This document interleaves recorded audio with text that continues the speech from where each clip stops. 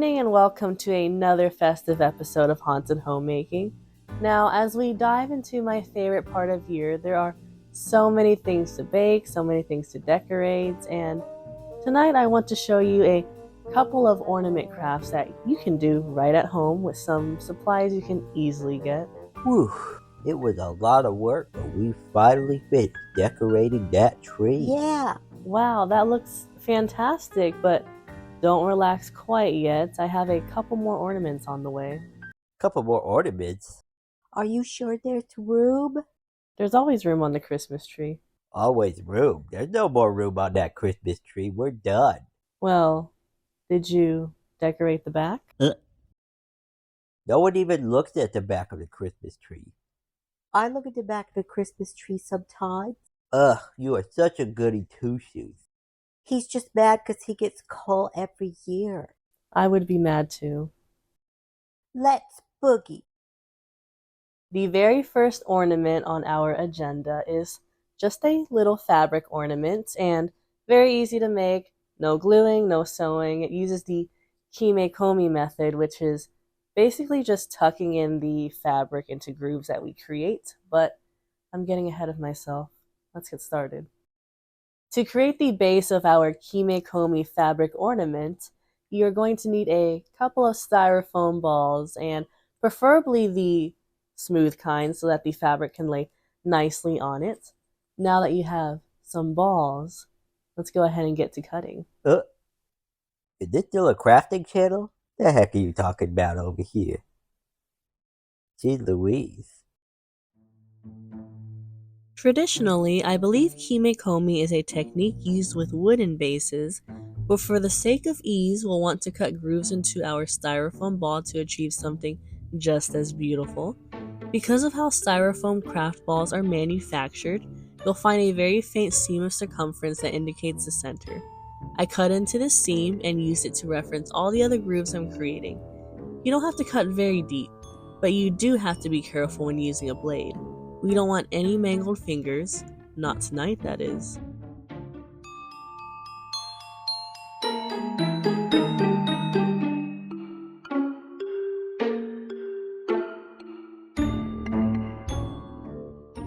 For the design, I'm not doing anything fancy, although I have seen very intricate designs of Kimekomi, and I would love to revisit this someday with something more extravagant. But tonight, I'm thinking a few stripes. Think beach ball stripes. Gorgeous. When it comes to choosing your own fabric, there is a limitless amount of Christmas colors and Christmas patterns you could choose, and they would all be very festive. Now, I have a giant stack of fabric quarters that my mom gave me from Hawaii, and they have some very unique color combinations and patterns, and I think they would make for some very fabulous ornaments. Thank you, Mom.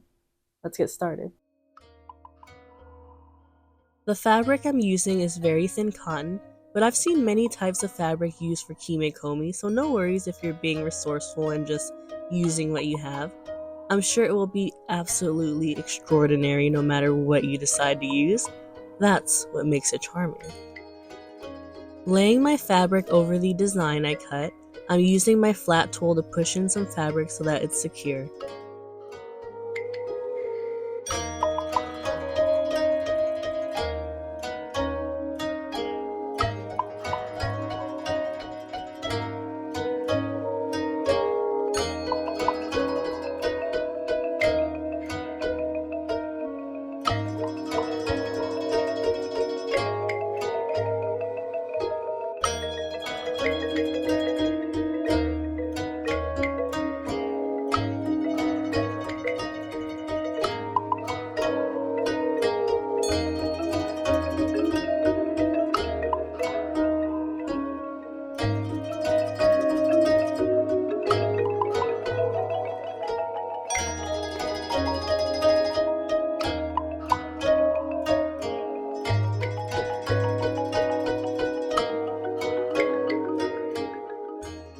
I'm using a long pearl pin to keep the fabric in place while I work on other sections.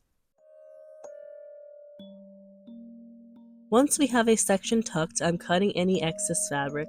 For my design, I'm alternating colors on a stripe pattern, so I will repeat the tucking and cutting steps until the entire ball is covered.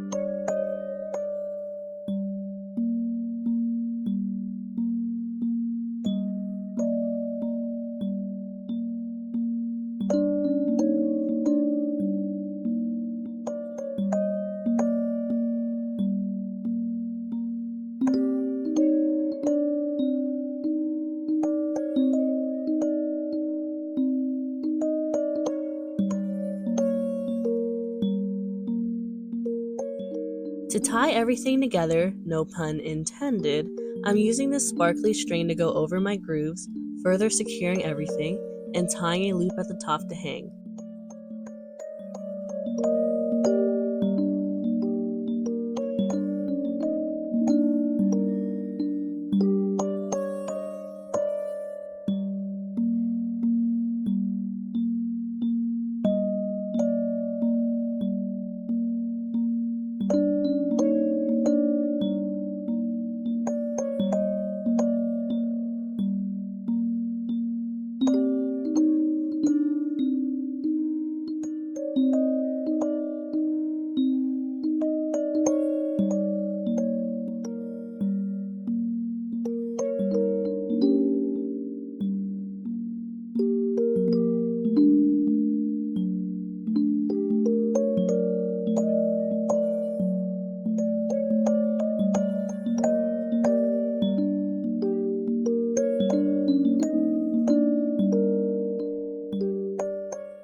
Now that is a fabulous ornament.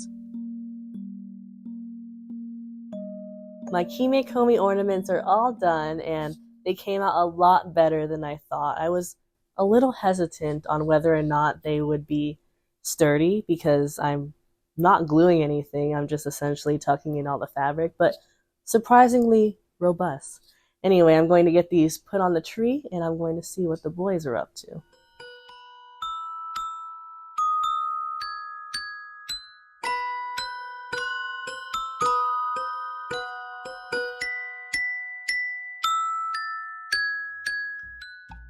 Do. Hey Jackie, what holiday do you think is better, Christmas or Halloween? Christmas, duh. Why do you think Christmas is better? I think Halloween is way better. I like Halloween, but all we did this year was walk around and there was no one even celebrating it. Yeah, that's true. But some would say we still got candy. Family gets to come over when you have Christmas holiday celebration. You know, some people think that's the worst part. That's my favorite part. What about, what about the Christmas music?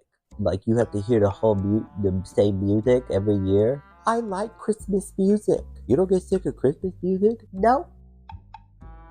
It's the most wonderful time of the year. Whoa. Some would say that's the worst part about Christmas is the Christmas music. Ugh. Be careful. Nope, I like it. If you are a Christmas tree ornament fanatic like I am, then you probably come across those vintage brass ornaments. They are so beautiful, but so hard to find. But we are all crafty here, so I'm going to show you how to make your very own brass ornament using some brass sheeting. First things first, safety first. Because we're dealing with thin metal sheeting, I'm wearing gloves to protect me from any sneaky cuts. For my brass ornaments, I'm using a 0.03mm brass sheet roll, so very thin, which is what we want to be able to emboss a design into it. With my sheet on a cushion, in this case my felting pad, I'm using cookie cutters to stamp a shape. The cushion helps with adding some give so that any stamping shows up on the stiff material. Next, I carefully cut out the shape. Because this material is so thin, any nice sharp scissors will cut smoothly. With our shiny, beautiful shape cut out, we can finally emboss details to really pull everything together. This one specifically is a spider web. I'm using a small dotting tool to draw the webbing, and when we turn it over, we'll have a gorgeous spider web design.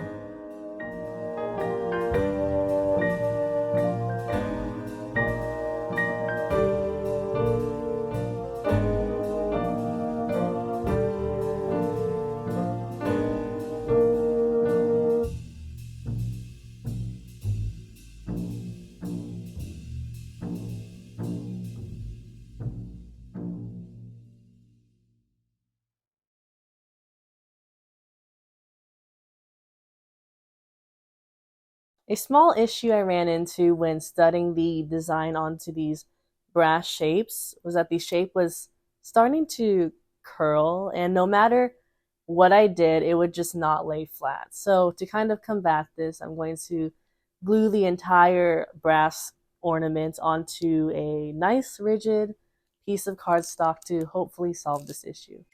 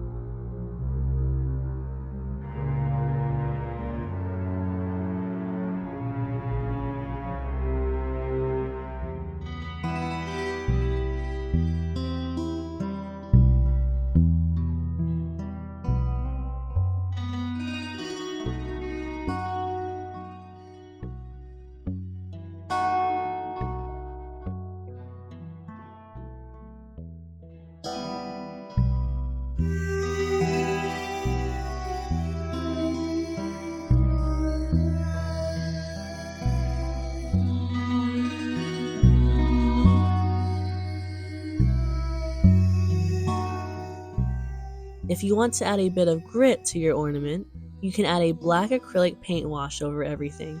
Let it dry a bit, then wipe for a proper vintage feel. I'm attaching my new brass ornament to a looped ribbon. Feel free to hole punch your ornament for easier hanging. All done and so beautiful. This gives such a charm to any holiday decorating. Oh my.